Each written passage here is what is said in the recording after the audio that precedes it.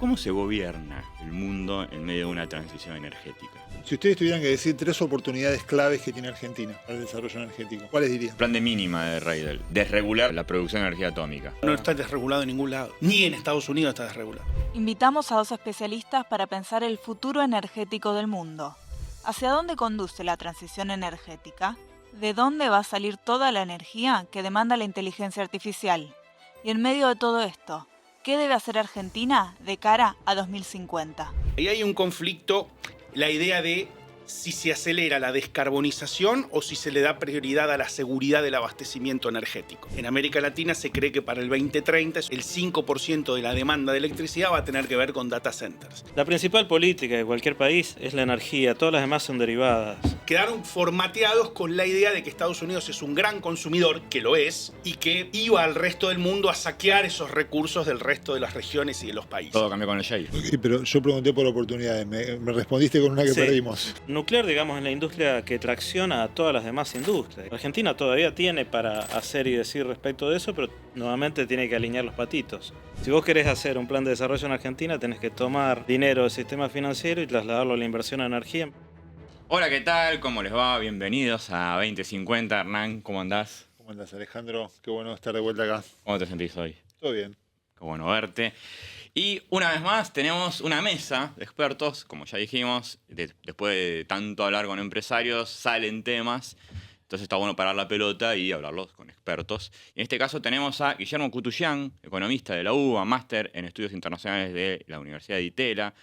Pasó por la Secretaría de Energía, 11 años, estuvo en función pública, fue también consultorio docente del Centro de Estudios de la Actividad Regulatoria de Energía de la UBA, y también fue director de Integración, Acceso y Seguridad Energética en la OLADE, o sea, la Organización Latinoamericana de Energía. Actualmente es consultor. Guillermo, bienvenido. Hola, ¿qué tal? Muchas gracias por la invitación, muy amables. Gracias por venir.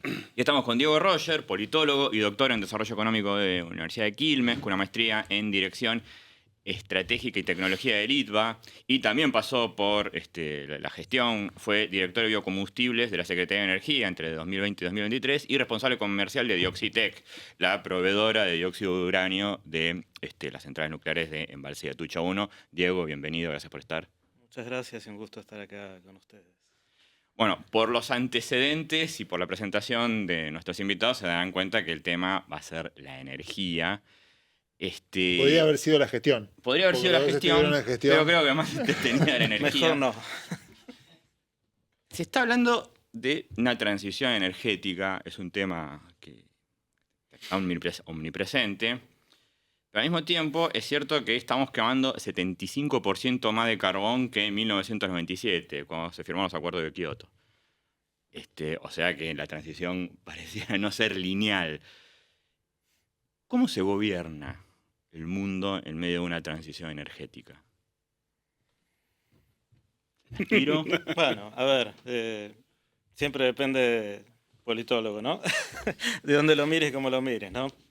Como politólogo parto que el mundo es anárquico, el de las relaciones internacionales, entonces tenés distintas relaciones. Si apelás a modelos clásicos, centro-periferia, semiperiferias y demás, o países desarrollados en desarrollo, vas a ver que los países centrales o desarrollados gestionan la transición en función de políticas estratégicas de largo plazo, geopolítica, políticas de cambio tecnológico, captura de oportunidades industriales, una gestión de largo plazo de sus costos energéticos, del desarrollo territorial y demás.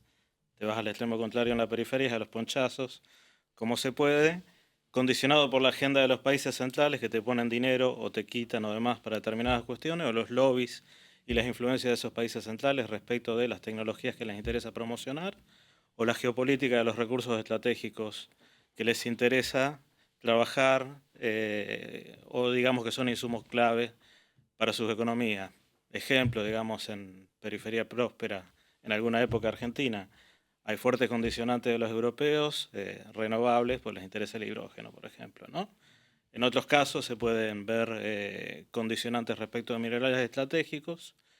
Europa con África, es claro, respecto, por ejemplo, de la provisión, digamos, a largo plazo de hidrógeno en las zonas desérticas. Puja hoy día que tenemos en Ucrania por ciertos minerales estratégicos para la transición. Entonces, para tratar de redondearla, digamos, ¿cómo se gobierna? Bueno, en la anarquía de los intereses de las grandes potencias, uno desde la periferia puede tener oportunidades para tratar de poner una dirección de esa transición que se alinee con tus necesidades y objetivos, pero es algo que hay que tener una muñeca enorme y hay que tener, digamos, una visión muy clara de dónde quiere ir uno estratégicamente para poder ir manejando la táctica.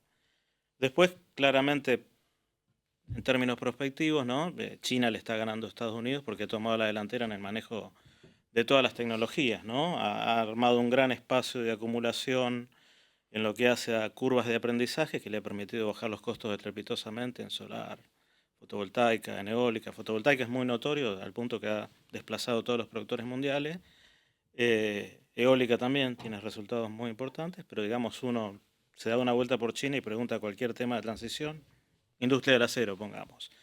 ¿Qué están haciendo para descarbonizar? Todo.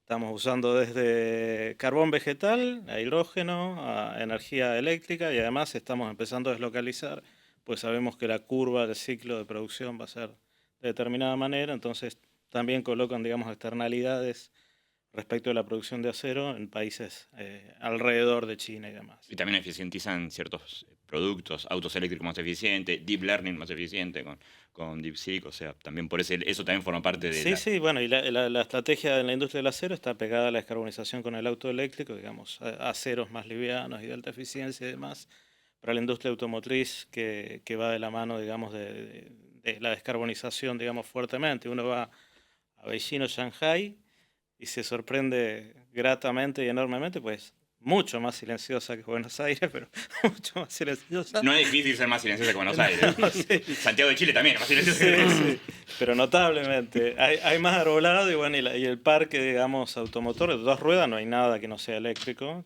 3 tampoco, y autos por lo menos la mitad son eléctricos u híbridos, ¿no? Entonces, bueno, vuelvo al principio, digamos. ¿Cómo se gobierna? En función de las estrategias de desarrollo de cada país y para el caso de las grandes potencias, de sus estrategias de provisión de recursos estratégicos, minerales, energéticos y demás, ¿no? Me voy a desviar ligeramente del tema, ¿no? Discutí hace 15 años, ya casi como pasa el tiempo, respecto de la cuestión de la soja en Argentina, preguntándole a uno de los grandes jugadores de acá cómo veía la temática de China, si nos van a seguir comprando o no. Uno, por politólogo, sabe que cualquier gran potencia tiende a la autarquía en el sentido de no tener débiles eslabones que le puedan estrangular su cadena de suministro. O sea que se lo preguntaste en 2010, digamos, cuando las commodities estaban en una especie de boom. Sí. No, me parece que no, esto va a seguir y demás. Y uno veía, digamos, que había millones de hectáreas despobladas en el interior de China y años después sacaron, digamos, los planes quinquenales de volver a producir y demás. Entonces, si uno quiere leer para dónde va estratégicamente la transición y cómo se gobiernan las potencias centrales y las grandes potencias, hay que analizarlo en clave geopolítica y en función de las estrategias de posicionamiento, expansión o no que tenga cada potencia y demás. Y aprovecho la geopolítica y me paso a Guillermo. Te voy a preguntar por el costado conflictivo. Se definió a la guerra de Ucrania como una guerra de la transición energética. O sea, como que se entendía ese contexto. ¿Cuáles son los conflictos? No, yo no lo vería de esa forma.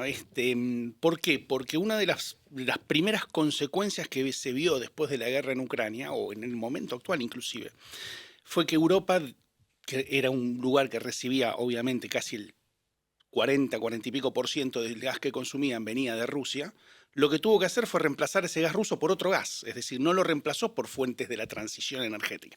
Después está toda una discusión si el gas natural es o un combustible de la transición, o algunos ya lo llaman, ya es una autopista hacia la transición, en el sentido de que no es algo que sea de corto plazo, sino que se va a extender durante toda la transición energética. Por eso, bueno, eso por ahí lo tocamos luego, todo el desarrollo que está haciendo Argentina de Vaca Muerta no es para de acá los próximos 10, 15 años, sino que hay como un largo aliento en ese sentido.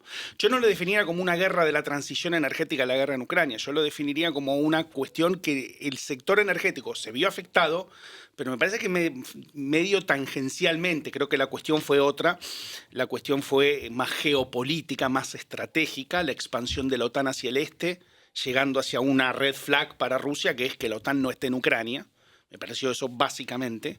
Y bueno, luego otras cuestiones que en su momento Putin habló, desnazificación y todo ese tipo de cuestiones, que es básicamente, bueno, lo que los rusos detectaron como algunas políticas más afectas a los nazis estando presentes en la política de Ucrania, ¿no? Pero bueno, eso dejémoslo de lado porque es muy una cosa de consumo o muy política doméstica rusa. Pero yo lo vería más en clave geopolítica, es decir, la OTAN avanzando hacia Rusia, Rusia tratando de colocar ciertas barreras, Rusia perdió lo que fue el Báltico, prácticamente cuando la Guerra Fría termina. La Unión Soviética de ese entonces, luego Rusia controlaba en cierta forma o tenía acceso al Báltico, hoy la OTAN es quien domina el Báltico.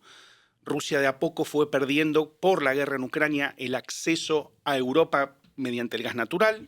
Como decía antes, el 40% más o menos del gas natural que los europeos consumían hasta la guerra era ruso, hoy ya no es, hoy es estadounidense, noruego, etc. Y en vista hasta lo que ha pasado también la semana pasada, otro retroceso ruso se dio en el Cáucaso, en donde entre Armenia y Azerbaiyán se sentaron con el presidente Trump a cerrar un acuerdo de paz y Rusia mirando desde afuera.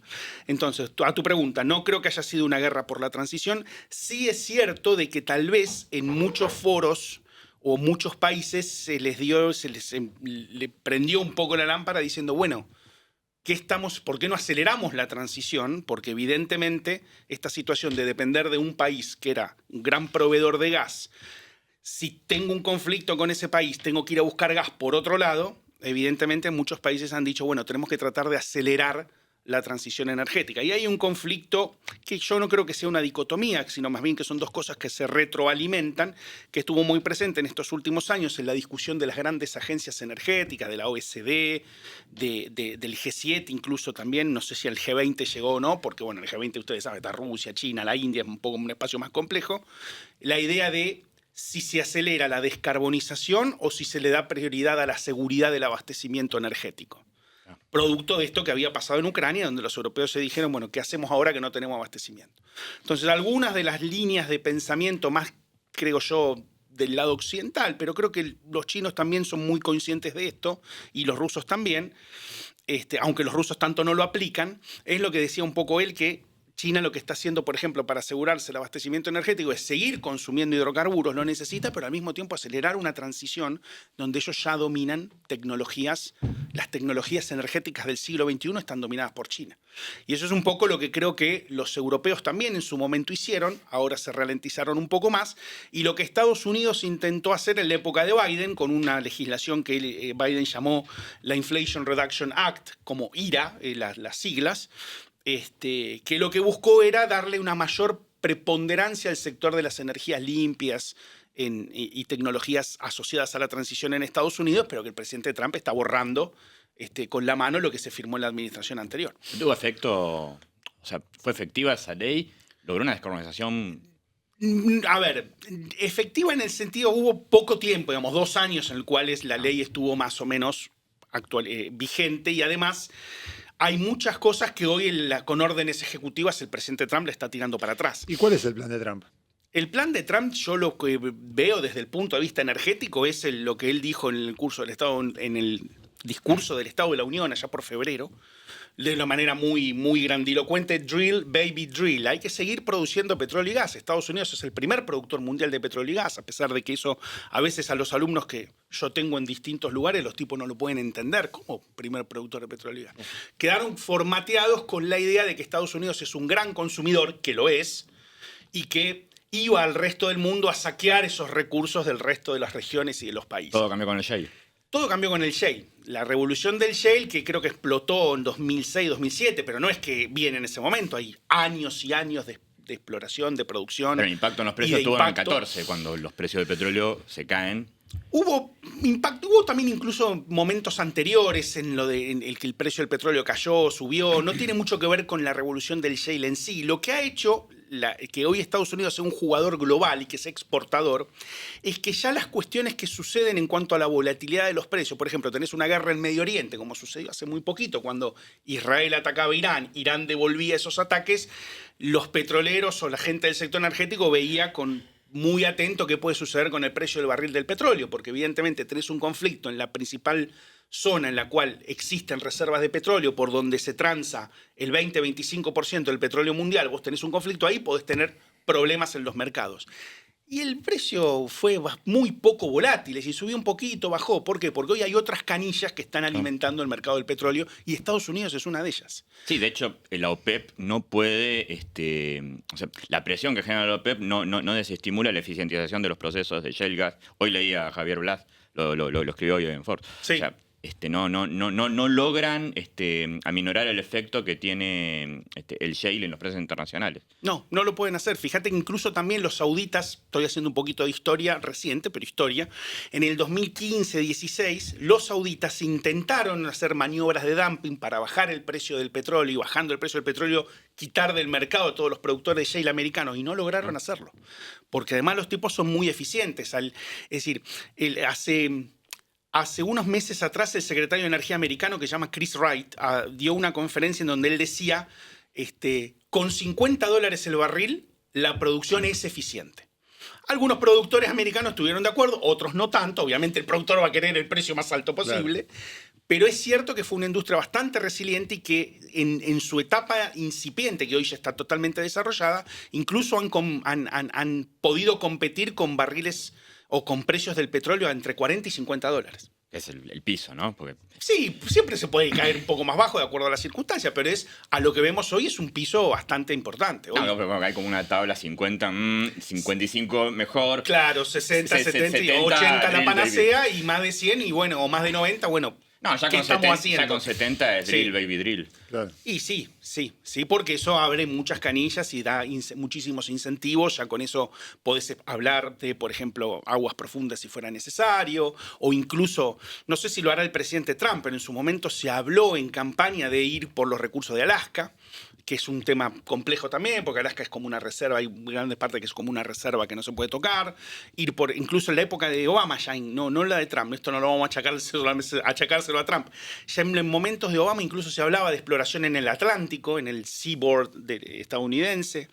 Pero bueno, hoy, digamos, con lo que los americanos tienen en Texas, sobre todo en Permian y en algunos otros plays, algunas otras formaciones, y sobre todo lo que es Montana, esos, digamos, estados más cercanos a Canadá, tienen de sobra lo que es producción de oil y de shale gas. Pasando, o sea, drill baby drill soluciona algunas cosas. Los chinos también están taladrando que da calambre, más allá de su eficientización. Sí, están en récord, casi 5 millones de barriles de petróleo día. Es un récord para China. Pero también Trump habló de energía nuclear, particularmente los reactores pequeños y modulares, porque acá hay un tema, mejor dicho, dos temas, que impactan, o sea, tecnológicos que impactan directamente en el consumo de energía. Uno es el deep learning, con un consumo de electricidad difícil de sostener, y otro que quizás no está tan en el centro, pero me gustaría preguntarles a ustedes, es la blockchain, las criptomonedas, que consumen mucha electricidad. Antes de pasar al tema del deep learning y hasta qué punto la energía nuclear puede hacerse cargo de ese pico de demanda que genera, ¿es buen negocio para la humanidad? ¿Son buen negocio para el mundo las criptomonedas? O sea, ¿el nivel de consumo energético que tiene justifica las ventajas que puede tener como herramienta monetaria? No sé, yo no tengo la respuesta, me parece que es muy específico. ¿Vale la pena consumir? Difícil responder, todo depende de qué pongas en la balanza. De mi punto de vista yo te diría que no, digamos porque es un consumo desmesurado de energía que la mayoría va a la especulación, blanqueo de dinero, movimiento de dinero negro, digo, en términos de contribución al desarrollo de la humanidad. No lo ven viable. Sí, además, yo siempre con la duda que tengo con las criptomonedas, incluso tengo amigos que invierten, tienen la aplicación y me dicen, metete. ¿Ustedes tienen? No, yo no tengo. No tengo. Tampoco teníamos, yo por lo menos tengo demasiado capital como para invertir en eso, pero no tengo. No, pero mi pregunta a las criptomonedas siempre es si el respaldo, porque viste, bueno, la moneda nacional tiene el respaldo, o el bono del Tesoro americano tiene el respaldo del gobierno americano, suponete el euro tiene el respaldo del Banco Central Europeo, todo ese tipo. ¿Y cuál es el respaldo? No me cae bien a mí en claro ese tipo de cuestiones. Bueno, supuestamente es parte de su ventaja, pero hay algunas interpretaciones que entienden que es una moneda directamente energética. El respaldo es el consumo energético. El respaldo es el consumo de electricidad, lógicamente. Vale, claro. O sea, ¿se podría fundamentar un sistema monetario teniendo en cuenta que el dinero fiat está en crisis, un dinero monetario de base energética? Todo dinero es base energética. Sí. Pero si emito, Argentina es un buen caso. Sí, bueno. Tiene muchas aristas la temática. Déjame volver un poquito para atrás y los voy a meter en otros temas, lo siento. La principal política o temática de cualquier país es la energía. Todas las demás son derivadas, segundas, terceras, cuartas, digamos, ¿no? Si vos querés que la gente coma más, tenga más ropa, además precisás de energía. Si vos querés producir más, precisás de energía. Querés, digamos, que la gente se dedique al ocio y tenga una vida cultural, precisás energía, porque, digamos, hay que producir más energía para que haya más tiempo libre y disponible. O sea, la base de cualquier desarrollo es energía. Traducirlo, digamos, a una moneda, bueno, no sé, hay varios saltos, digamos, respecto de si es posible o es factible plantear, digamos, que el respaldo sea lo energético, ¿no? En todo caso, históricamente, el valor de una moneda reflejaba la productividad de una sociedad, ¿no? Y en última instancia, la productividad de una sociedad se basa en la energía. Pues si yo tengo recursos energéticos más eficientes, digamos, con mejor tasa de retorno energético que otro país, con menos esfuerzo social puedo producir los mismos bienes, ¿no? Entonces, la base de la productividad está en la energía. Entonces, cualquier estrategia de desarrollo económico tiene que tener, digamos, a la energía como principal eje. Y algo que cuesta mucho discutir en Argentina, digamos, y los que hemos estado en la gestión no hemos peleado mucho respecto a esa temática, es cómo lo financiero está conectado con la energía y cómo hoy día, digamos, hace rato el sistema energético es procíclico respecto a la restricción externa en términos de cómo trabaja con el sistema financiero. Si vos querés hacer un plan de desarrollo en Argentina, tenés que tomar dinero del sistema financiero y trasladarlo a la inversión en energía en vez de tomar deuda externa que se transfiere, digamos, como puja distributiva, ¿no? Deuda en dólares, tarifas en pesos. Números, digamos, los números asustan, ¿no? Pero, digamos, sostener la rueda andando en términos de la producción energética del país son entre 6 y 8 puntos del PBI de inversión todos los años. Un plan de desarrollo te duplica esos números. Esos números, digamos, en buena medida, antes de las reformas de los 90, se sacaban una parte del mercado interno y se transferían vía impuestos y demás a inversión en el sistema energético. Vos sacaste ese dinero, lo soltaste en cierta medida y armaste esquemas, digamos, que buscan sacar dinero, ¿no? Porque vos tenés accionistas extranjeros que no es porque sean malos, sino simplemente pues tienen accionistas extranjeros, entonces en dólares tienen que rendir ganancias, ¿no? Y a su vez con un sistema, digamos, que te complica poder remitir utilidades y demás, entonces vos incentivás también que busquen proveedores extranjeros que reemplazan nacionales para poder sacar por otras vías divisas, ¿no? Entonces, cualquier estructurador, digamos, de una política de desarrollo y demás, es la política energética. Si vos no sabés dónde va la energía, difícilmente puedas alinear los demás patos. Entonces, digamos, yo vuelvo a la noción clásica. Para mí, digamos, el indicador del valor de la moneda es la productividad de una sociedad. Eso está relacionado con la energía. Entonces te respondo con una pregunta respecto a si podés tenerla respaldada con energía o no una moneda. ¿Cuál sería el equivalente? Digamos, ¿cuánta energía cuesta producirla? ¿O sobre qué productividad se anclaría? ¿O sobre qué valor de referencia? ¿No? Las monedas son los reguladores de los intercambios y de las relaciones de fuerza entre los países, ¿no? Es un poco lo que ordena la anarquía esta que hablábamos al principio sobre la base de las estrategias nacionales de producción, los intercambios, las relaciones políticas y demás. ¿Cómo podrías definir, digamos, una moneda, digamos, o qué sería una competencia de distintas monedas en función de la eficiencia productiva? No sé. ¿Te parece que el sistema monetario fiduciario, tal como funciona hoy, representa la riqueza y, de última, la energía efectivamente producida con tasas cero, con emisión, con inyección constante de liquidez en el sistema financiero? ¿Te parece que es representativo, que es eficiente en esos términos? Es representativo en términos de la caída, digamos, de la productividad global del sistema energético, que viene por la caída de la tasa de retorno energético, y te parece como inflación eso en el sistema mundial. Básicamente, digamos, un ejemplo histórico, ¿no? La tasa de retorno energético, digamos, ¿cuánta energía gastás para producir energía? Un cociente, ¿no? Hace un siglo atrás era casi 100 en el petróleo. Hoy día andará entre 30, hasta 8 puede llegar a bajar en términos de hidrocarburos no convencionales y demás. Eso no te aparece en sistema de precios. Significa básicamente traducido que, por ejemplo, antes el mundo precisaba producir 80 unidades, ¿no?, de energía para producir 80 unidades de bienes, y hoy día capaz que estás produciendo 120 unidades de energía para producir la misma cantidad o menores de bienes. Si eso vos lo traducís al sistema económico, es inflación, básicamente. Pérdida de valor de la moneda fiduciaria respecto de capacidad de compra y demás, que puede aparecer como diversos fenómenos en términos nacionales, pero básicamente como el país que más ha experimentado caída de esa productividad es Estados Unidos, y casualmente Estados Unidos es el país que tiene, digamos, la moneda de referencia mundial, tenemos, digamos, una inflación sostenida hace tiempo del dólar relacionado en parte con eso, no digo que sea absoluto, ¿no? Pero es un fenómeno que no se puede ver directamente porque es un fenómeno físico que es muy difícil traducirlo en unidades de precio. Entonces, sí, te digo, sí, es bastante representativo respecto a lo que está pasando en términos de productividad, geopolítica y demás. Esto que estás diciendo vos, Diego, ¿forma parte del sentido común económico? ¿Es algo que sentí que no se tiene tan en cuenta? ¿Cómo lo ves a eso? No, yo no lo he encontrado mucho. De hecho, digamos... ¿Y por qué? Me van a hacer meter a decir cosas que no quiero decir, al menos no en De eso se público. trata el programa. A ver, desde mi punto de vista, ¿no? Es una ciencia bastante idealista la economía, ¿no?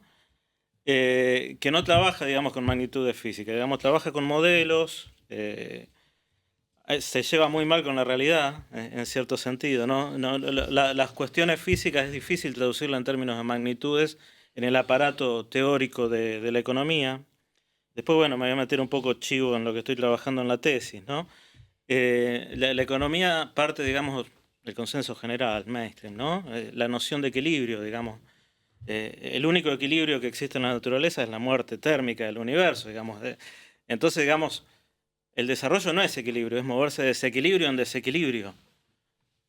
Justamente es la noción contraria, ¿no? Lo que pasa es, bueno, fue creada bajo el paradigma decimonónico de la física de Newton y demás. Después pasaron cosas, bastantes cosas, en el siglo XX respecto de cómo funciona la realidad, y digamos, entonces es complejo de asimilar, pero eso le pasa a todas las ciencias sociales, ¿no? A la economía, porque es hegemónica. Pero Sí, las ciencias sociales también tienen esa cosa con la homeostasis, ¿no? Y con Sí. el equilibrio. Entonces, bueno, es una cuestión difícil de incorporar dentro del análisis.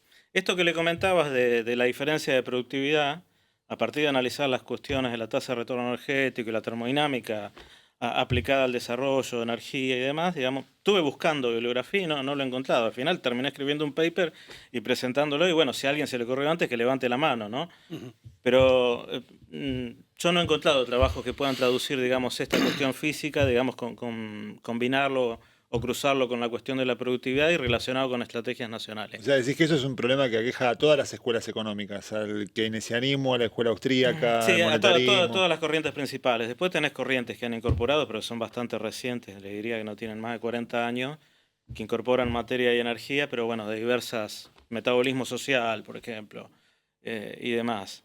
O de Vaclav 2000 para acá, digamos, ha habido mucha incorporación de esas temáticas. Hay algunos antecedentes lejanos. Uno siempre quiere encontrar antecedentes de alguna temática, busquen antropólogos. Los antropólogos siempre se les ocurrió antes.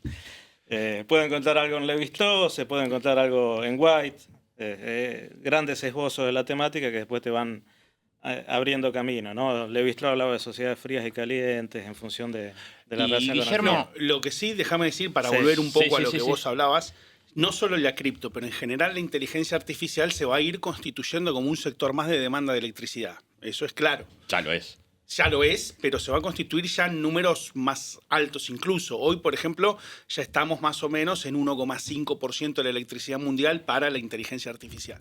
En América Latina se cree que para el 2030, esos son números de la OLADE, el 5% de la demanda de electricidad va a tener que ver con data centers. Y el tema es cómo producís la electricidad para respaldar esa demanda. Y ahí también está la cuestión de la transición, porque si yo estoy produciendo más electricidad en base a carbono, en base a un combustible fósil, le estoy errando con la transición. Bueno, pero te hago la pregunta. ¿Cómo se va a Bueno, producir? ¿Cómo se modificaría la Lo matriz que dice energética? la Agencia Internacional de la Energía, que sacó un paper hace meses sobre energía e inteligencia artificial, es una especie de combo entre renovables, nuclear y gas natural. En los cuales, bueno, cada país tendrá, de acuerdo a sus recursos, Su canasta, digamos. claro, su canasta de ¿Pero hay producción. un óptimo en la distribución de la torta o elige tu propia aventura? Para mí depende de cada país, los recursos naturales de cada país, los recursos humanos, las tecnologías de cada país. Pero lo que propone la agencia es que no salga de eso. Y es más, yo te diría que más enfocado a la renovable y a la nuclear que al gas natural, porque el gas natural también mal o bien es un combustible fósil. Por ejemplo, bueno, después ¿dónde, no? China y Estados Unidos claramente son aquellos los dos países que están con más demanda de electricidad para data centers. En este momento el 50%, digamos, de la electricidad, de la demanda de electricidad para data centers está en Estados Unidos y el 45% está en China. O sea que el 5% está en el resto del mundo. O sea que son dos, digamos, los dos polos opuestos son los que están copando esta cuestión. Antes de pasar a Argentina, porque veo que está interesante el tema global, dos cuestiones que parecen un poco marginales, pero que me parece que hacen a la cuestión energética, que un poco ya lo dijo Diego, todo es energía. Uno siempre piensa en los combustibles, pero proyectando la ganadería y la agricultura, que son un problema, o sea, son consumidores de energía, ¿cómo qué futuro tendrían, cómo deberían adaptarse para esta matriz energética modificada que genera la transición? A ver, son sectores intensivos en el consumo de energía y aquí en la Argentina más fósil que otro tipo de energía. Entonces también son sectores que de alguna forma tienen que ver cómo canalizan la transición. Hay una forma que es electrificándose, que yo lo veo más difícil, digamos, para nuestra realidad. A nuestra realidad la veo más primero como una idea o como una transición donde primero haya una gasificación más masiva y tal vez luego, en una segunda etapa, pasar a más electrificación. Y después hay toda una serie de nuevos combustibles, creo que Diego lo mencionó un poco también al principio, hay una serie de nuevos combustibles descarbonizados. El hidrógeno, verde, azul, rosa, de acuerdo a cómo lo producís. El hidrógeno verde es el que viene de las energías renovables, digamos, de la electrólisis de la energía solar o eólica, que con eso, digamos, podés producir hidrógeno verde. El rosa se produce con una reacción nuclear y el azul es el que, en general, el que producimos nosotros, que es más bien el hidrógeno gris, creo que se llama, que es el del gas natural o de un combustible fósil, pero el azul le estás capturando el carbono, como si no estás obteniendo un subproducto sin estar emitiendo gases de efecto ¿Están en invernadero. condiciones en participar de la torta, o sea, de la canasta de energías? Porque con el hidrógeno verde es una especie de blef, ¿no? Toyota ahí. No sé si blef, pero yo lo veo muy incipiente todavía, con muy pocos proyectos y todavía... Está muy verde. Muy verde. Y el kilogramo de hidrógeno todavía es bastante caro. Hay varios problemas ahí. A ver, nuevamente, en términos de magnitudes físicas, si arrancás con 100, no sé, de electricidad, terminarás con 10 al final de hidrógeno, ¿no? Sí, entonces, un digamos... más, pero sí. Depende tenés una pérdida muy fuerte. Factor de capacidad en la producción de la electricidad, bueno, pilones de cuestiones. También ¿verdad? depende de dónde estás produciendo, porque el factor de capacidad nuestro es bueno. Sí, por ejemplo, sí. eólica en la Patagonia es un buen factor. Pero estamos en el otro extremo del mundo. Sí, exacto. Pues tenés que llegar... Biocombustibles, digamos. Si querés descarbonizar rápido, es biocombustibles. Claro. No hay mucha vuelta, digamos. No, misma infraestructura, mismo paquete tecnológico. De hecho, Argentina, si quisiera, podría llevar corte al 30% de biodiesel con la capacidad instalada que tiene. ¿Por qué no se hace? Es un misterio, ¿no? En términos de que vos tenés una balanza energética Pedro Viñó, deficitaria. que es un productor agropecuario, nos planteó lo mismo. planteó lo mismo. Que Brasil tiene un corte progresivo y mucho más alto. Sí. Yo te estoy hablando de la capacidad instalada que tenés, no tenés que invertir. ¿Y por qué Poner no? un clavo. ¿Qué arriesgarías? Otra vez. Bueno, hay varias razones, digamos. He dado varias rondas de discusiones con todas las partes de la cadena. O sea, productores chicos, productores grandes, que son... En Argentina está dividido, ¿no? Lo que es mercado interno en los grandes exportadores. Los exportadores no pueden participar en el mercado interno. Pero los chicos, digamos, son grandes plantas industriales, digamos. Se le dice chico en comparación a Cargill, ¿no? No sé, ¿no? A los grandes exportadores. Son plantas de 50.000 toneladas al año, para que tengan una idea. El corte está en 7,5 hoy día. Se había bajado hasta 5, en su momento estuvo en 10. Las plantas pequeñas pueden abastecer hasta un 12 y un 14 y el resto lo podrías poner con las grandes exportadoras. ¿Por qué? Bueno, pues la política de biocombustibles que fue pionera en el país, después se desnorteó como tantas cosas en Argentina y quedó subordinadas a cuentas muy chiquititas que se hacen en términos de magnitudes, de qué conviene en términos de tener más dólares en el Banco Central. ¿Qué me conviene más? ¿Exportar más aceite de soja o importar gasoil? Que son, digamos, cuentas que están equivocadas, pues no analizan toda la cadena. Por ejemplo, exportar aceite de soja es la cadena agro, importar gasoil es una petrolera, pero si vos tenés un precio que está pisado respecto a la paridad de importación, nadie te va a importar el gasoil por ¿Quién más es que el que te hace esas convenga. cuentas? gente en el central. Gente en el central. O sea, no las empresas, sino gente en el Mi central. experiencia en la gestión fue gente en el central. Siempre me llegaba la pregunta por persona interpuesta y nunca me daban la posibilidad de argumentar en persona. Una vez por año por lo menos me llegaba la pregunta. El drama del funcionario. Después, no tenemos, digamos, un norte de largo plazo con la política del sector agroindustrial. Venimos perdiendo competitividad de manera sostenida. Las retenciones son un tabú. Pero, digamos, uno puede ver los resultados a largo plazo en la caída de la productividad. ¿Las retenciones son un tabú cobrarlas o levantarlas? Levantarlas. Discutirlas y levantarlas, digamos, porque para levantarla precisas una política articulada. Bueno, Macri las levantó. Déjame preguntar esto. ¿Vos levantarías las retenciones? No, no es un tema de mi expertise, no puedo hablar de eso. No. Como Aparte es un economista. tema muy político, ¿no? Pero ¿qué tenés que hacer para poder levantarla? Compensar esa recaudación. Para compensar la recaudación tenés que tener más producción. Argentina tiene un déficit de fertilización de por lo menos un 50% en relación a Brasil y demás. De ahí la menor productividad que tenemos. Por otro lado, siendo, digamos, grandes productores de ¿Déficit de gas fertilización natural, que tiene que ver con la desinversión que generó que generaron las propias retenciones? claro, ¿O con capacidades? por las retenciones que tenés no conviene poner más fertilizante en términos del punto de equilibrio del negocio. Porque es un insumo que viene de afuera, digamos. Entonces. Más allá de que venga de afuera o no, Pero, porque te eleva costos. Eso se puede verificar, o sea, a partir de las retenciones. ¿Qué estamos hablando? ¿El conflicto en el campo o las retenciones de 2002 de Duhalde? No, es posterior, porque el conflicto con el campo vos estabas en un nivel, digamos, de precios, digamos, que cualquier cosa. Y ahí sí era había inversión en sostenible. fertilización. Hasta ahí, digamos, vino caminando la cosa. Después nos fuimos estancando y divergiendo, y perdiendo mercados, además, ¿no? Argentina era líder en exportación de aceite. Por ejemplo, a China le exportábamos aceite y harina y terminamos exportando grano. Y ahora China nos compite porque puso la molienda allá y se lleva el grano, ¿no? Y exporta a los mismos destinos que nosotros. Básicamente, para no perder terreno, vos tenés que mejorar productividad y eso tenés que enlazarlo con una política de biocombustible. El biodiesel, utilizado acá, es una forma de sostener el precio del aceite de soja, que vos sos uno de los principales productores mundiales. Es tu política de sostén. Y si vos, digamos, podés calzar a un precio relativamente interno el combustible, digamos, vas haciendo una cadena con los chacareros, ¿no? Que pueden asegurar el precio del combustible y anclar precios para adelante. Entonces precisás una interrelación entre la política agropecuaria, la política energética y la económica. Es complejo. Sí, pero es tal cual lo planteó Pedro Viñó acá, o sea... entonces, me alegro que se conecten los programas. Retenciones, sí, las podrías levantar, pero tendrías que hacer un plan que vas levantando retenciones, subiendo fertilización, incentivando ganadería, de modo de compensar una baja con una suba. ¿No lo hizo así el gobierno de Macri en 2016 cuando levantó las retenciones? No. De hecho, todavía ni siquiera, digamos, se ha ampliado la planta de Profértil a los niveles, digamos, que empaten las importaciones que tenemos de urea. Importamos la mitad de lo que consumimos en un contexto, insisto, en que tenemos déficit de fertilización, teniendo vaca muerta, digamos. Se paga solo un gasoducto dedicado para la planta de fertilizante.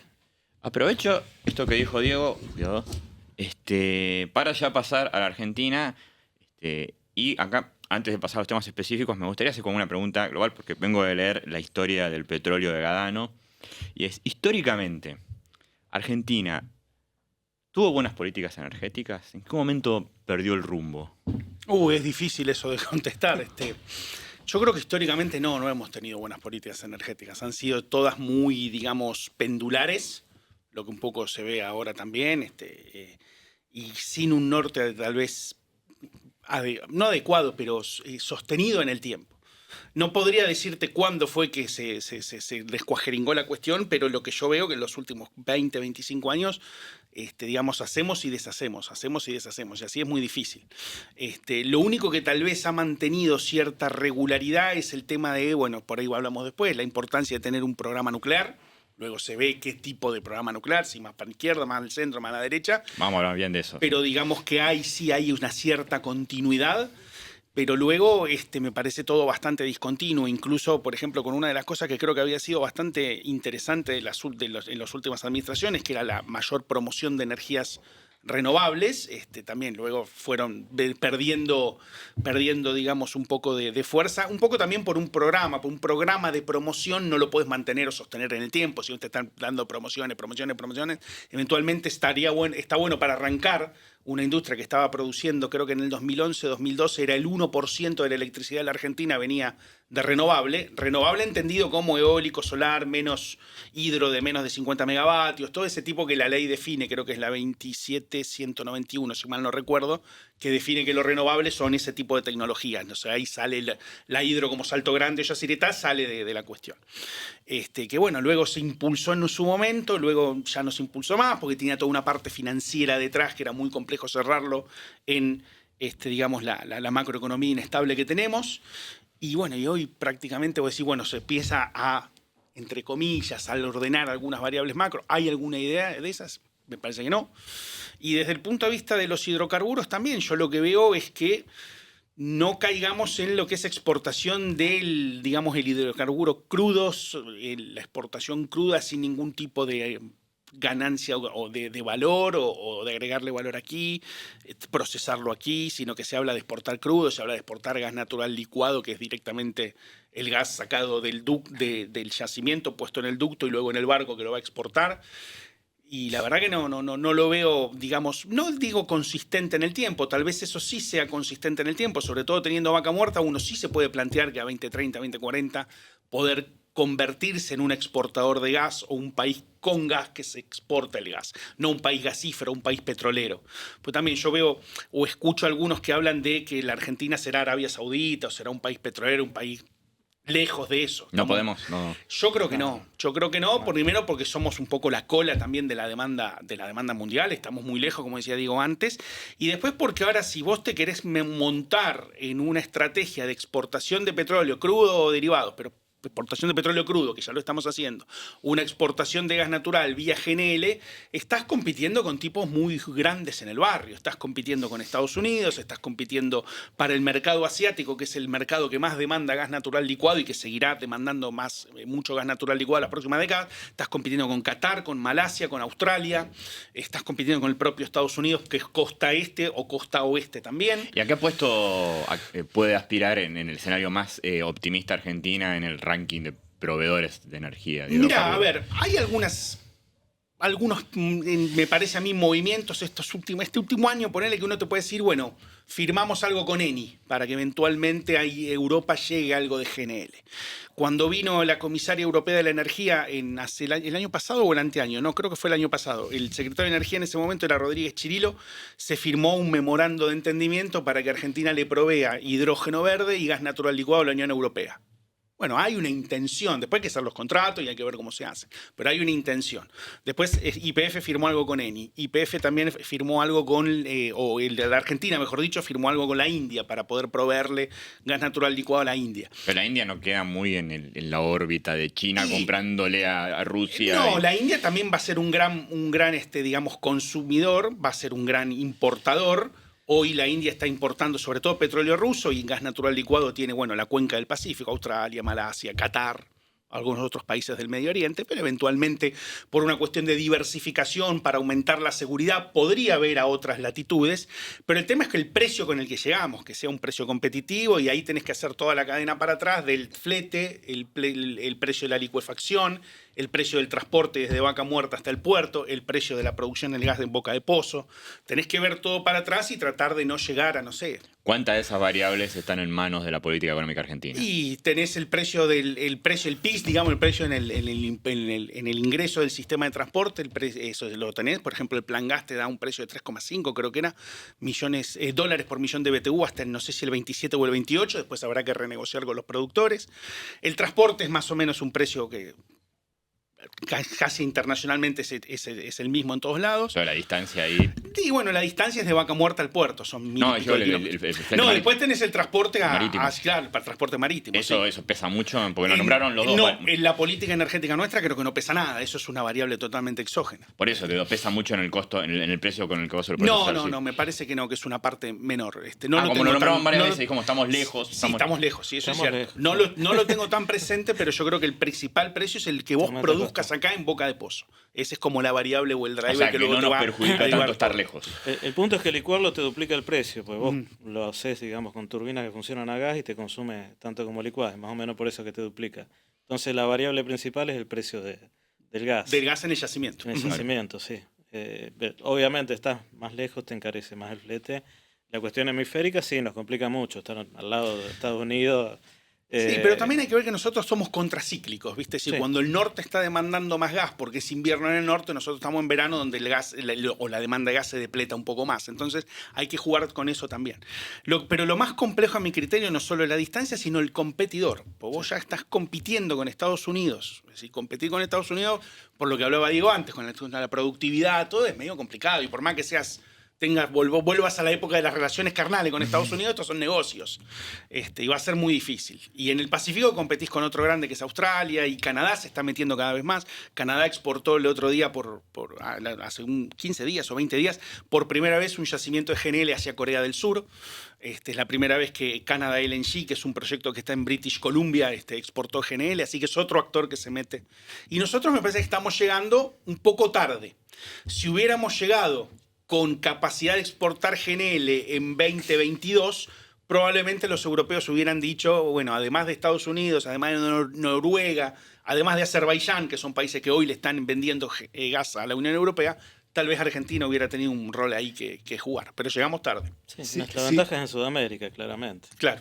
Podemos ser proveedores regionales. Y sí. Sí. Yo creo que el patio nuestro en América del Sur puede ser un primer paso para consolidar algo e irte más allá. Obviamente Chile te va a quedar chico, ya queda más o menos chico, porque hay 7, 8, creo que son 7 gasoductos, pero creo que no pasás de 13, 14 millones de metros cúbicos día, cuando Argentina puede llegar, está produciendo 153, 155 millones de metros cúbicos día. Después podés tener Uruguay, un mercado más chico, peor. Todavía Brasil puede ser un mercado, que hay varias opciones para llegar con gas a Brasil, vía GNL o vía la vieja, digamos, la vieja ruta por la cual traíamos gas de Bolivia, pero ahora empujarlo hacia el norte y de Bolivia llegar a Brasil. Pero tenés que meter a Bolivia en el medio, entonces ya tenés que hacer un tratado de 3 naciones para ver cómo el gas argentino llega a Brasil, triangulándolo con Bolivia. O hay que Complejo. construir nuevos gasoductos, sí, básicamente. O construir nuevos gasoductos, claro. ¿Eso es pensable hoy en la situación macroeconómica en Argentina? Yo hoy no lo veo porque el gobierno te va a decir no hay plata, que lo construye un privado. Y bueno, ¿qué privado lo va a construir? Sobre todo gas para exportar. A menos que un privado brasileño venga y te diga, bueno, yo lo construyo porque yo lo necesito. En Brasil yo necesito ese gas argentino y lo construyo. Pero los brasileños también se han abierto al GNL. Entonces también, hasta incluso para el mercado brasileño, una sensación que yo tengo, no la puedo corroborar si es tan así o no, es que incluso también podríamos estar llegando tarde. Ya Brasil está importando gas natural licuado, tiene varias terminales de licuefacción en Río Grande do Sul, en Río de Janeiro. No, eso de dónde se importa es lo de menos, porque vos vas al mercado global y lo comprás en precio spot en cualquier lugar. No, pero serían los competidores de Argentina si quieren entrar a ese mercado. Bueno, eso que te estoy diciendo, América del Norte, sí, Estados Unidos, Canadá, Trinidad y Tobago es un gran productor de GNL que incluso ha vendido a Brasil. Ha vendido a la Argentina en 2008, 2009, cuando Argentina importó por primera vez GNL. Creo que algún país africano, me imagino que también debe estar produciendo GNL. En su momento se habló de Mozambique, en su momento se habló de Angola. Argelia tiene producción de gas. Hay muchos productores. Dentro de esta complejidad, si ustedes tuvieran que decir 3 oportunidades claves que tiene Argentina para el desarrollo energético, ¿cuáles dirían? Bueno, mi visión de largo plazo de transición es, en términos de recursos y demás, los pilares deberían ser hidroeléctrica, eólica y nuclear. Más todos los mixes regionales, biocombustibles, hay zonas que conviene fotovoltaica y demás. Digo, si vos querés apalancar otras inversiones. Eólica, sinceramente, debería volver a mirar de nuevo si nos queda, digamos, espacio para meternos en cadena de valor, pues ya perdimos esa oportunidad, que teníamos la ventana de oportunidad en su momento. ¿Cuándo la tuvimos y cuándo la perdimos? Y la tuvimos 10 años atrás, un poquito más. Digamos, con la cantidad de recurso eólico que tiene Argentina, vos podías apalancar una curva de desarrollo tecnológico para bajar costos y ser un jugador regional, digamos, en producción de equipos, pero sobre todo políticas equivocadas, como siempre, ¿no? Argentina, digamos, es campeón mundial de destrucción de capacidades tecnológicas industriales.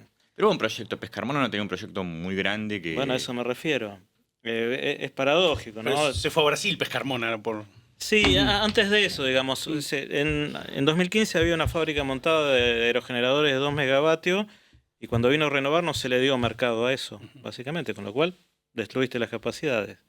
Digamos, vos tenías decenas de ejemplos a nivel mundial de lo que podías hacer si querías dar un incentivo para eso. En cambio, digamos, se incentivó ensamblaje que después obviamente quedó en nada. Pues ¿Qué gobierno fue ese? Perdón, estoy perdido. De Macri. De Macri. Macri.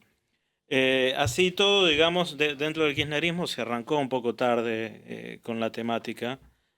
Desde mi punto de vista se la tendría que haber impulsado antes, pero nuevamente, digamos, prácticamente en la democracia no ha habido, digamos, espacios de discusión de planificación en los gobiernos que permitan articular las distintas instancias. Y de ahí el dominio, digamos, la inmediatez de la política económica que te sobredetermina todo lo demás y te mata decisiones estratégicas. Ok, pero yo pregunté por oportunidades. Me respondiste con una que Sí. perdimos. Entonces ¿Cuáles no, tenemos? a ver, eólica vas a hacer.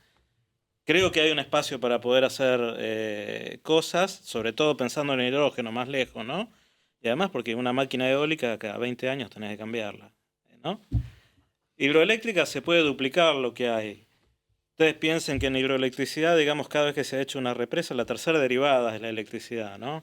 Control de inundaciones, agua, riego, digamos, son polos de desarrollo territorial. Claro. Y nos quedan, digamos, en la Patagonia muchas por hacer, con lo cual hay mucho desarrollo territorial para hacer.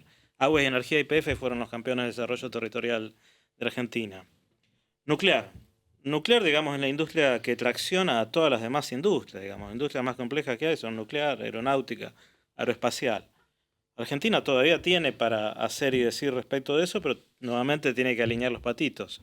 Si uno pusiera, digamos, un horizonte, alineara políticas, definiera determinada cadencia para la construcción de centrales, definiera la trayectoria tecnológica, el desarrollo de sitios y demás, piensen, digamos, que cada vez que hay una central nuclear, 2, 3, 4.000 puestos de trabajo dando vuelta, más todos los proveedores de altísima calidad.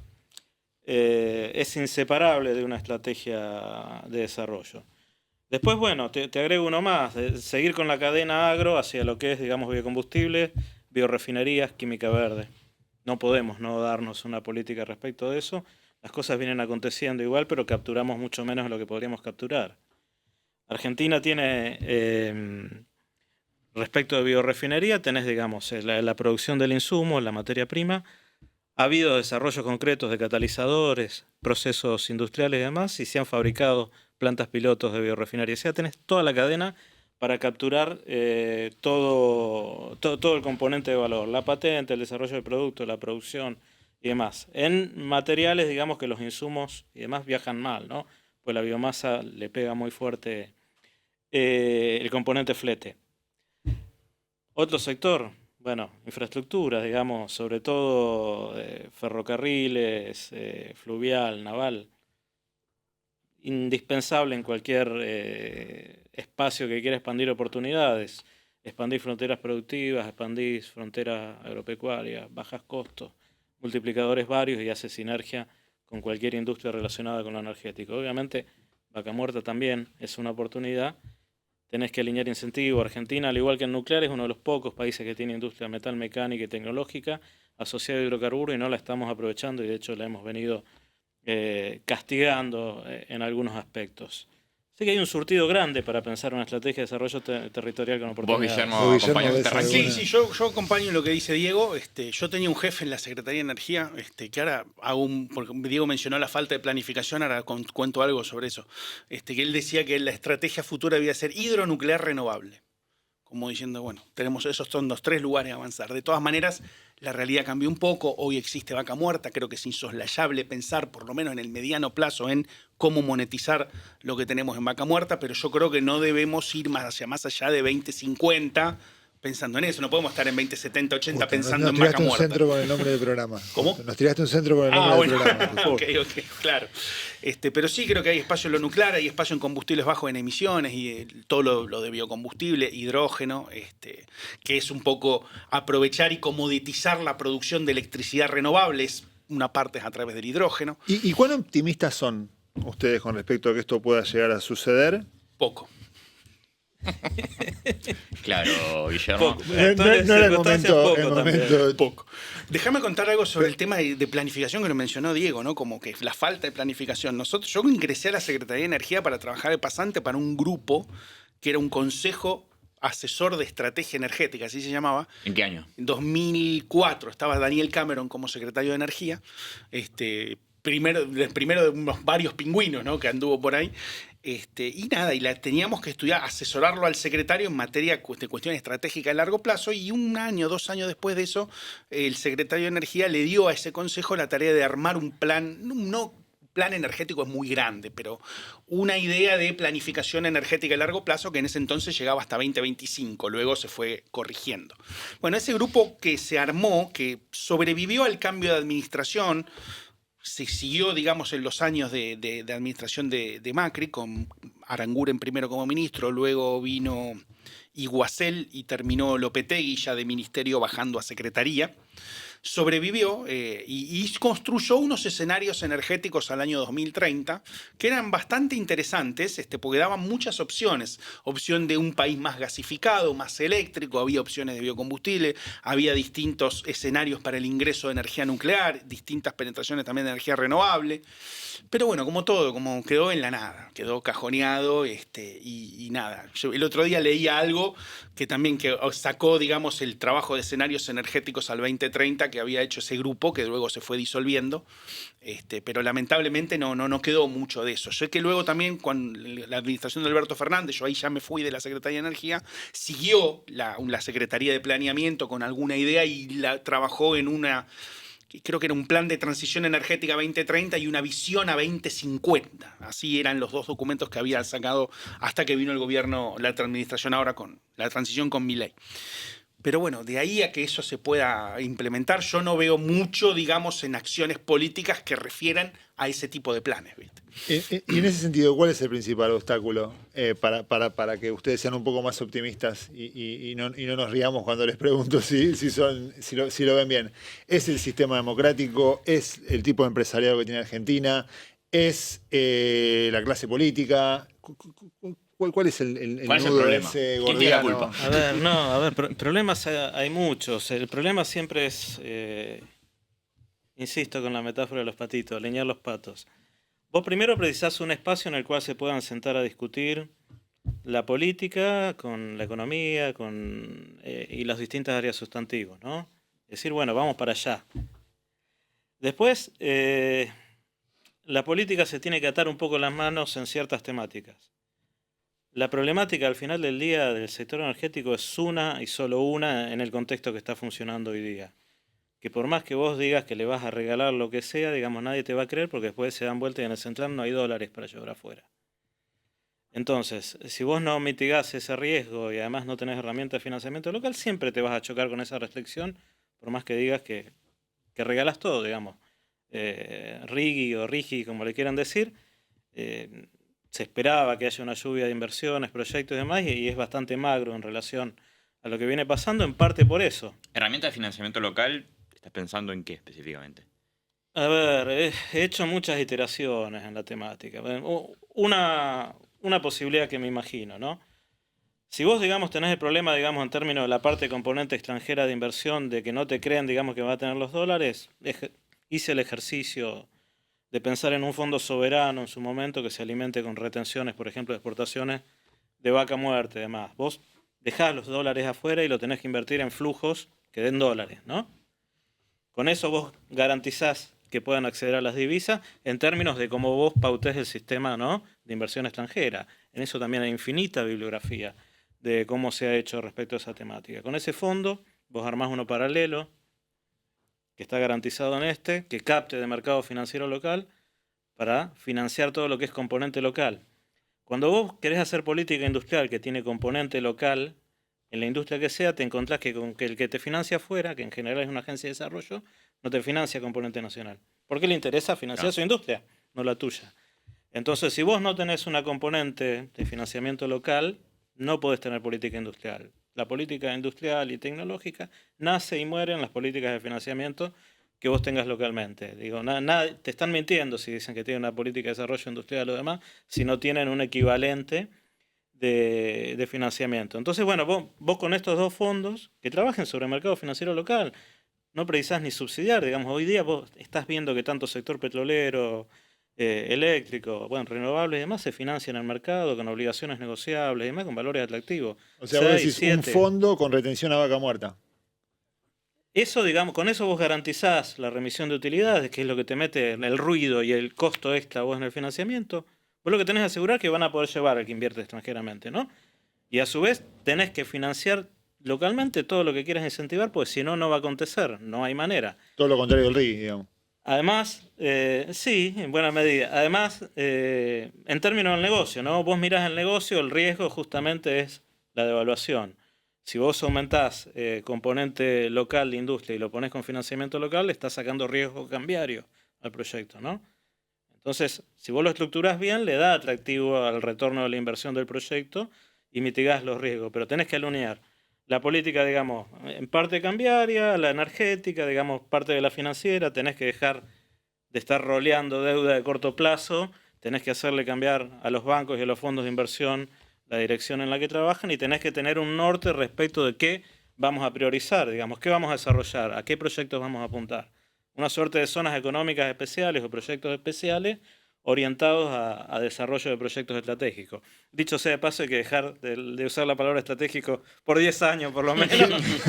Guillermo. Yo tiendo a coincidir, pero en definitiva me parece que lo que está haciendo referencia Gustavo es el tema de la política. La política, en definitiva, es la que me parece a mí como un gran, no quiero decir impedimento, pero la clase política nuestra y el permanente bandeo de un extremo al otro es lo que termina, digamos, en este tipo de proyectos que son todo de largo plazo, digamos, minimizar, digamos, su potencialidad. Porque claro, hoy vos ponele que exportar gas natural sea algo de medio y corto plazo, pero vos tomás la decisión hoy de hacer una hidroeléctrica y esa hidroeléctrica la ves dentro de 10 años. Tomás la decisión hoy de meter 4 reactores de 300 megavatios nucleares SMR para tu data center y eso lo vas a ver dentro de 15 o 20 años. Entonces, ahora Hablando de eso puntualmente, Sí. ya que sacaste, igual queda claro el punto. La suspensión del proyecto Karen, ¿te parece que fue una decisión? Es un poco complejo, es bastante complejo porque Que era aclaremos, era un reactor, Era, sí, el pequeño reactor modular pequeño. que estaba desarrollando en el tablero. Mira, vuelvo a la historia, vuelvo a ser un poco autorreferencial. Yo ingresé a ese Consejo de Estrategia Energética, la CETENEG, en el 2004, y una de las primeras cosas que leí fue el proyecto del reactor Karen. En 2004, hace 21 años atrás, ya estaba, bueno, el proyecto Karen, el reactor, lo terminamos en 2007, 2008. ¿En 2007 era el plazo? Era el plazo, o por lo menos lo que yo había leído, un documento que me habían dado ahí, que era de la Comisión Nacional de Energía Atómica. Lo vamos a escalar luego a 250, 300 megavatios, lo vamos a producir de manera comercial, lo vamos a exportar. Resulta que este gobierno suspende el Karen 21 años después de lo que te estoy hablando, sin tener la obra civil terminada. Creo que está al 70%. ¿Por qué en esos 21 años no avanzó? La pregunta va La misma pregunta a Ferreira, ¿no? Y él dijo porque vino Macri. Entiendo, me lo dijeron el otro día, pero tal vez hay que ver si esto es tan así o no, porque hay un componente, digamos, tan político en el que él me lo dijo, que el diseño del reactor no había sido aprobado todavía, entonces como que 20 y pico años después el En diseño 20 del años no reactor aprobaron el diseño. no está aprobado. ¿Pero por qué? ¿Qué pasó? Permítanme levantar la mano, lo conozco de primera mano el Ahí, temático. yo te lo dejo. Quedó en mesa de entrada y se olvidó de agarrar Estuve expediente. trabajando coordinando parte del sector. Y algo último que te digo, y ya te dejo, Sí, termina. era como que, y esto vos lo dirás mejor que yo, que sos experto, como que el reactor era una pieza de colección, como tener una cosa, viste, que había que hacerlo perfecto, y que eso es muy difícil luego de escalarlo y de hacerlo viable comercialmente. Eso es un poco lo que yo entiendo. Hay varias cuestiones. Bueno, la volatilidad del país, los cambios de rumbo, está claro, ¿no? Después, el sector nuclear, en particular la Comisión Nacional de Energía Atómica, no está preparada para gestionar un proyecto de ese tipo, pues no tiene las herramientas, básicamente, ¿no? Tiene las herramientas de la Administración Pública Nacional en un proyecto que exige cadencia, continuidad y demás, y tener el financiamiento asegurado. Pues si parás y arrancás, se hace muy complicado. Es un diseño que, tal como está, no es escalable, en eso estamos de acuerdo, pero, digamos, es el primero en su tipo prácticamente a nivel mundial, con lo cual hay que terminarlo para dominar y entender el funcionamiento, la lógica y demás.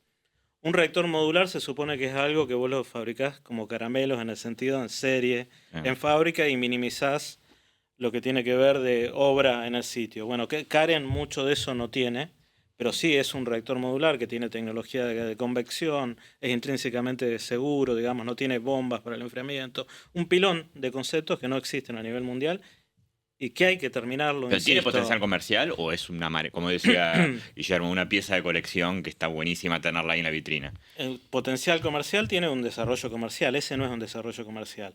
Para vos hacer un desarrollo comercial tenés que armar una infraestructura, digamos, empresaria, tecnológica, de comercialización, financiera. ¿Están al alcance de la Argentina esas estructuras para un producto como el CAREM?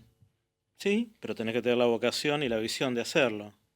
Y no es, digamos, no hay una solución mágica que decís me asocio con YPF y lo hago. No. Vos tenés, digamos, que tener claro dónde tenés que ir. A ver, ¿Algo que puede conducir solamente el Estado o estás pensando en algún tipo de participación privada? no, tiene que ser público-privado, eso sin duda, no hay lugar a duda. Vender un reactor nuclear conlleva, digamos, cuestiones que arrancan desde combustible, ¿no? ¿Cómo te vas? Si vos le vendés un reactor a alguien, digamos, no es que vas con un bidón, pones surtido de nafta y lo compras en cualquier lado, ¿no? Vos usás un combustible nuclear específico. Ese combustible nuclear, digamos, tiene determinados proveedores. Si vos vas a tener un reactor 50 años, te preocupa garantizar el suministro, ¿no? Entonces, bueno, Argentina tendría que garantizar suministro de combustible si quisiera vender un reactor, ¿no?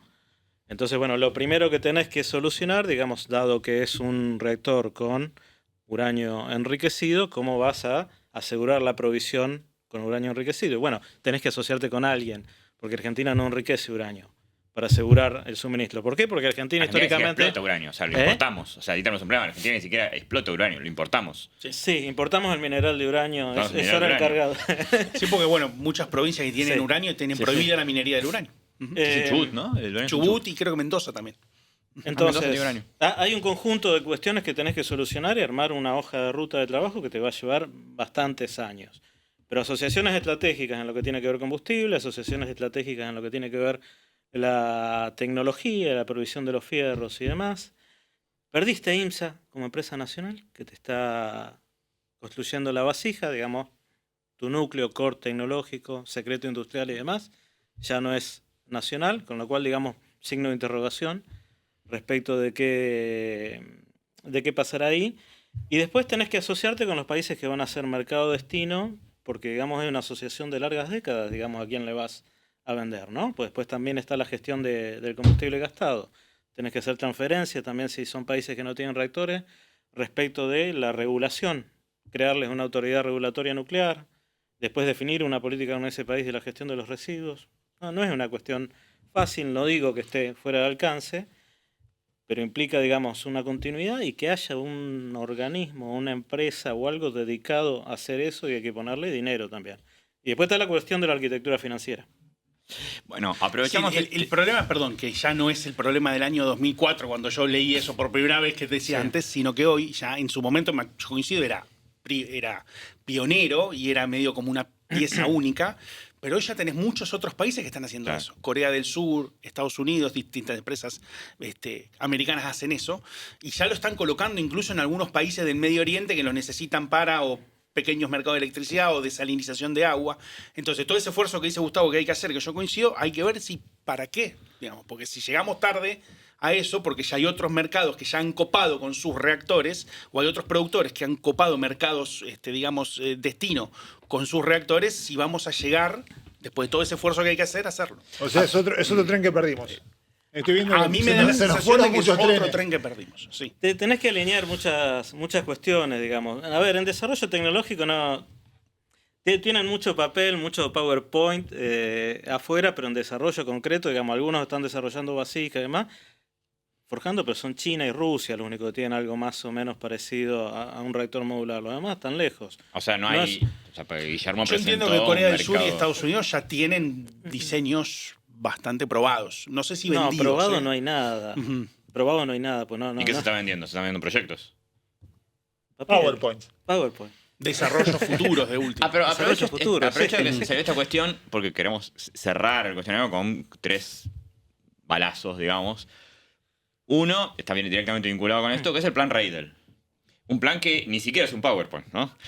Pero, o sea, el plan Reidel es importar estas tecnologías y ofrecer al mundo la experticia nuclear que tiene Argentina con tecnología importada, más los recursos naturales, o mejor dicho, la geografía que tiene para instalar data centers.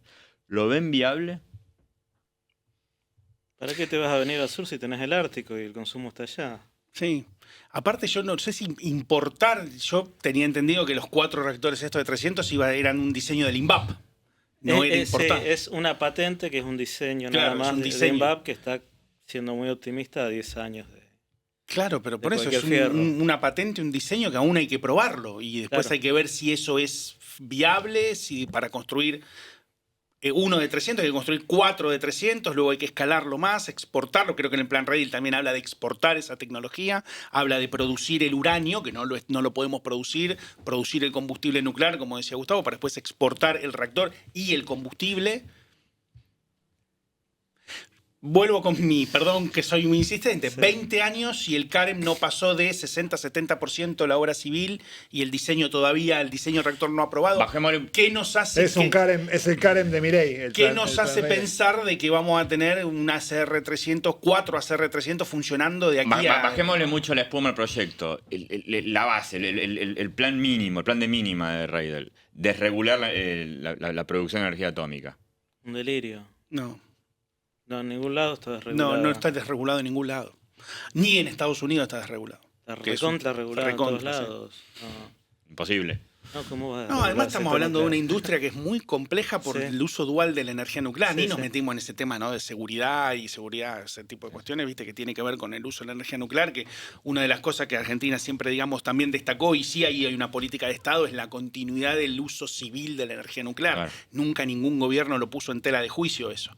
Y eso también está reconocido en el mundo. No por algo tenemos un director general de la OIEA que es argentino, no es porque lo buscaron acá, sino que hay unos 70, 80 años del uso de energía nuclear en el país de manera, digamos,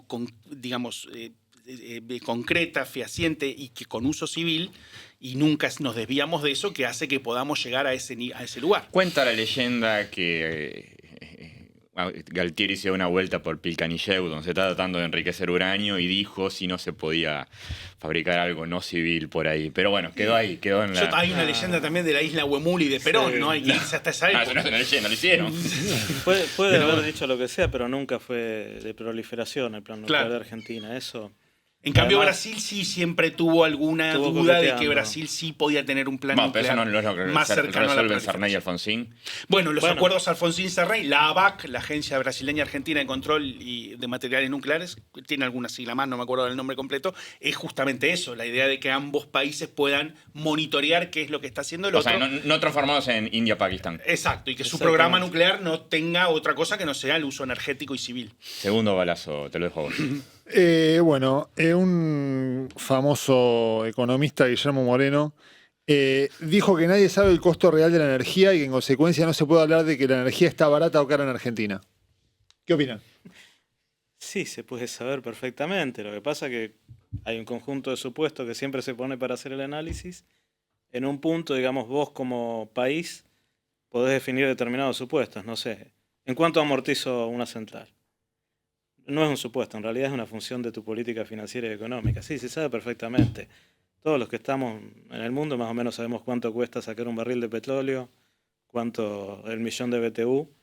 Nadie te lo va a decir en voz alta, pero todo el mundo más o menos lo sabe.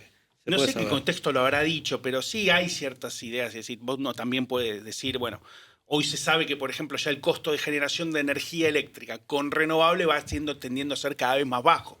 También depende un poco de la fuente. Si yo voy a generar electricidad con gasoil o fuel oil importado, bueno, ese megavatio hora va a tener un precio. Si yo lo genero con energía nuclear, va a tener otro precio. Si yo lo genero con energía renovable, va a tener otro precio. No sé bien a qué se refirió con eso, pero yo creo que hay Moreno supuestos... se refiere al costo, porque él es un ricardiano, él cree Sí, que sí, el sí. valor real, no el precio, o sea, Sí, el sí. costo se puede calcular. Pero Sí. bueno, sí. Sí. Igual las variables principales, por lo menos en energía eléctrica, depende del tiempo de amortización de la instalación y el costo del financiamiento. Ujú. Después, son fierros, no es muy difícil.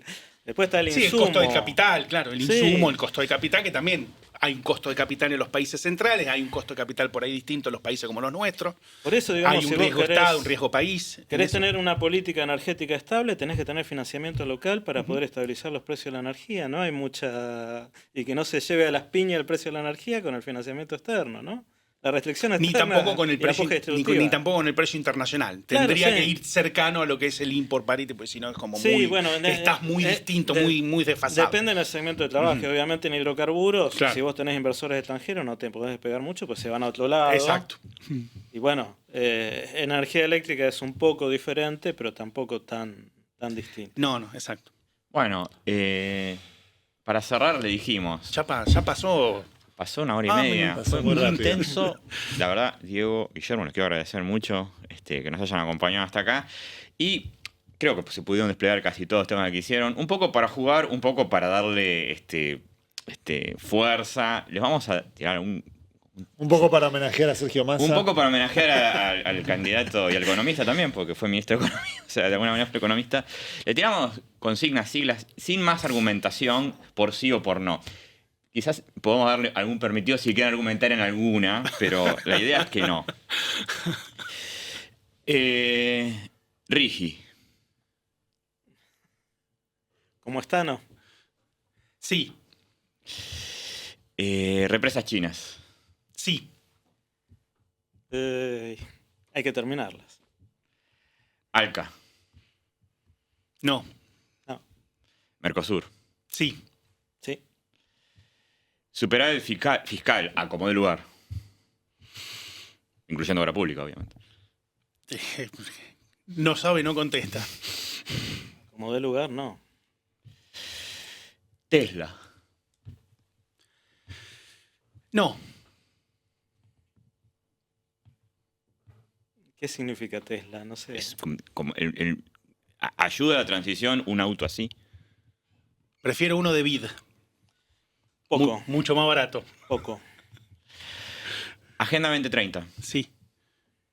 Estamos a 5 años, pero bueno, sí. Oh, pero agenda, no el año. Igual ya, ahora creo que Naciones Unidas ya hizo como el revamping Sí, a 2045. Ya Claro, me parece yo- que lo vamos actualizaron. pateando, lo vamos pateando. Te voy a Lo van decir pateando. sí, pero con un anclaje local, digamos, orientada a las necesidades del país. Sí, además, perdón, una aclaración. La Agenda 2030 no es lo que en general suele decir el presidente, feminismo, derecho de las minorías, derecho de los aborígenes. No, la Agenda 2030 es algo mucho más complejo y en energía es energía barata, digamos, energía sustentable, duplicar o triplicar eficiencia energética, triplicar energía renovable. La Agenda 2030 tiene eso, es decir, es más participación de fuentes de generación limpias de energía, ser más eficiente en el uso de la energía. Negarse a eso me parece que no es correcto. Antropoceno.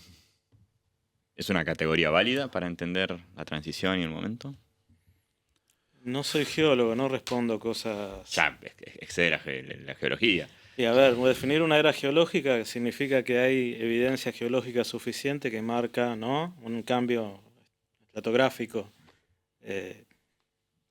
He leído cosas que dicen que sí, que hay cambios estratográficos, pero no tenemos perspectiva suficiente. Existimos hace unos pocos miles de años. Sí. Guillermo. Sí, yo tampoco te lo puedo decir bien. Lo que sí es cierto de que si vos ves, por ejemplo, lo que son todas las emisiones de gases de efecto invernadero en los últimos 130, 140 años, empiezan a crecer exponencialmente después de la segunda revolución industrial. O sea que yo creo que hay algo de que la actividad humana impactó en eso. Decir que es producto de una cuarta, quinta, sexta glaciación o no sé qué, bueno, que dentro de 1500 años el mundo va a volver a ser glaciar como fue en el Cretácico. Pero ¿Qué sé yo? te escapaste de la respuesta. Sé que hay emisiones y demás, estamos de acuerdo, pero si eso va a dejar evidencia y no sé. Por ahora, se dispararon fuerte después de la Segunda Guerra violentamente las emisiones, pero es nada en términos temporales Sí, exacto, y en sí. términos de las fluctuaciones planetarias respecto de concentraciones de gases. Es en muy corto tiempo la variación. O sea, no sí. se puede hablar de una crisis climática irreversible. Hay crisis climática, pero eso no lo sabe nadie si es irreversible o no. Digamos, el sistema biosfera tiene una complejidad que no podemos modelar. Que hay cambios, sin duda. Irreversible y causado claramente por el hombre. Puede ser como un poco como dice Guillermo. Porque hay una teoría que dice, bueno, la crisis climática en realidad tiene que ver con los movimientos climáticos de la Tierra. Bueno, sí, pero el tema de también, el tema de que la cuestión del hombre, digamos, y lo que ha hecho el hombre con el ambiente tiene un poco que ver con lo que estamos viendo actualmente y las crisis climáticas o no, tampoco lo digo yo, lo dice el IPCC. Sí, que hay calentamiento global es un hecho, digo, pero que viene una tormenta violenta fuerte y decimos cambio climático, y francamente no lo sé, pues no tenemos registro climático como para saber exactamente el comportamiento, ¿no? Cambio hay, si eso dejará huella geológica o no. Para definirlo como una era es una discusión que me excede ampliamente, ¿no? Cambio hay, sin duda. Diego, Guillermo. Me quedó una última duda, perdón, para cerrar. Dijeron Tesla no. O sea, autos eléctricos no, ¿significa eso? No. ¿O significa Elon Musk? Yo digo autos eléctricos sí, no al costo de un Tesla. 50, 60 mil, 70 mil dólares un auto. Claro. Comprate un BID, un chino, que cuesta 14. Yo estuve en España hace muy poquito, el Uber que me llevó al aeropuerto era un hermoso auto eléctrico BID. Y digo, ¿cuánto le costó? 12.000 euros. Pero bueno, no podés compararlo, digamos, por En subsidio. España, ¿no? Yo te digo, en realidad, híbridos con biocombustible, si queremos descarbonizar rápido, tienen menos huella minera. Y si no, para ver el tema del mercado y lo eléctrico, vayamos a más Uruguay, eficiente, que en sí. Uruguay cada vez son más autos eléctricos. Yo trabajo también para una fundación en Uruguay y los muchachos me decían, no me puedo ir a Argentina porque no tengo cargador eléctrico. Pero es una anomalía, Uruguay. Bueno, No pero lo podemos tomar es como... algo que se Ellos puede tienen la hacer. penetración renovable que tienen, porque están al lado de Claro. Brasil y Argentina, Nada, que bueno. nos hacemos de backup. Pero es algo que podemos mirar también y no estar tan negados, ¿no? Bueno, ahora sí, Diego, Guillermo, Gracias. mil gracias. Muchas gracias. Gracias a a ustedes. ustedes. Placer. Nos vemos. Bueno.